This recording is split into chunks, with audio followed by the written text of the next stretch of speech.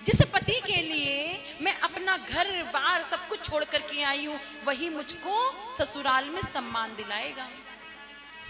एक स्त्री को ससुराल में कितना सम्मान मिलना है, ये उसके पति पर निर्भर करता है। यदि वो पति अपनी पत्नी की 10 बात ना माने, केवल 2 बात माने, 2 बार डांटे तो 2 बार उसकी बात को प्रेम पूर्वक सुने, और वही अपनी माता और पत्नी में सामंजस्य बना सकता है।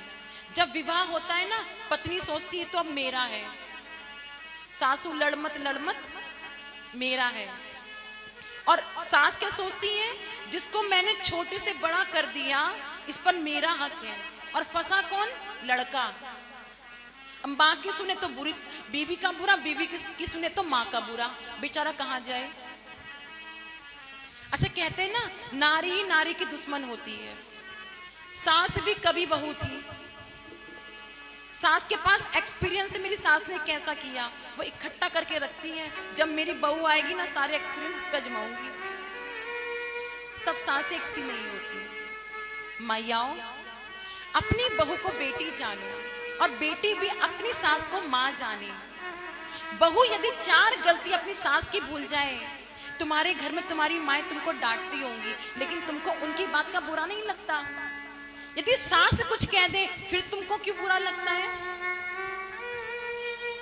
और वही सास यदि अपनी बहू की 4 गलती छोड़ करके उसको हृदय से लगा करके रखे, तो कभी तो सोचेगी कि मैं कितनी बुरी हूं। बताओ, मेरी सास मेरी सारी कमियों को छुपा करके मुझे हमेशा प्रेम करती है। अच्छा, हमारी भैया की भी नई नई शादी हुई है, तो हम जब कथा में आ रहे थे तो एक दिन पहले हमारी भाभी, उनका नाम किशोरी रखा है हमने, किशोरी बोलते हैं। तो किशोरी बोली, दीदी तुम जा रही हो? हमने कहा जा रहे हैं। दीदी तुम जा रही हो? हमने कहा जा रहे हैं। दीदी कब आओगी? 10 दिन के बाद आएंगे, कथा है, वो बहुत सारी मैयाएं, तुम जैसी बहुत सारी भाभियां और बहनें मिलेंगी। और जो उन्होंने रोना शुरू करा है, दीदी छोड़ के मत जाओ, आपकी बड़ी याद आई। क्योंकि हम समझते हैं कि जो दूसरे घर से अपना सब कुछ छोड़ करके आई है, भले 4 गलती हो जाए तो वो हमारी तो है ना, किसी और की नहीं, हमारे घर की इज्जत है। उसकी इज्जत को रखना हमारे हाथ में, किसी और के हाथ में नहीं है। जब एक बेटी गलती करती है तो माँ उसको मारती भी है और प्यार भी करती है, हृदय से भी लगाती है। वो बच्चा सब कुछ आपके लिए छोड़ करके आया है, अपने कोख में आपके वंश को पालेगा।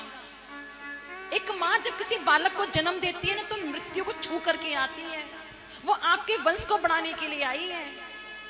तो मैयाओं, ये आपके हाथ में है, भैयाओं के हाथ में है कि अपनी पत्नी को हमेशा सम्मान दे, रक्षा करें।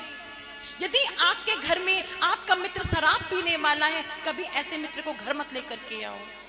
क्या पता कब आपकी पत्नी पर कुदृष्टि डाल दे। स्त्री का भी धर्म बनता है, जब 7 फेरे लेती है तो कहती है कि स्वामी, मैं कभी अंधकार में घर से बाहर नहीं जाऊंगी, जहां जाऊंगी आपके साथ जाऊंगी। यदि कभी आप कोई शुभ कार्य करेंगे तो मैं आपके बाएं भाग में बैठूंगी, आपकी रक्षा करने के लिए मैं आपकी लक्ष्मी बनूंगी, आपका कवच बनकर के मैं आपके बाम भाग को स्वीकार करती हूँ।